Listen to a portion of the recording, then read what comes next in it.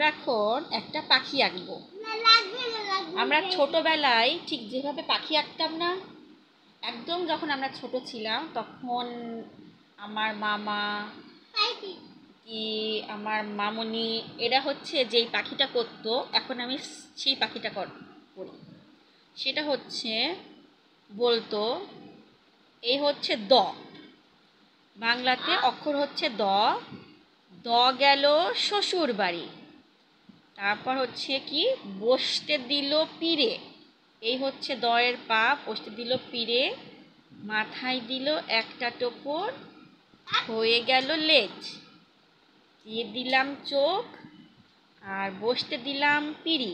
পিঁড়ি বলতে এখানে একটা বসার যন্ত্রকে বোঝাচ্ছে। আর পেটে দিলাম খোঁচা, হয়ে গেল প্যাঁচা। না কি জানি একটা পাখির নাম বলতো, আমার এত ভালো মনে নাই। তো এইটা হচ্ছে খুব সহজে পাখি আঁকার একটা কৌশল। এইটা হচ্ছে আমরা খাবার দিছি পাখিকে,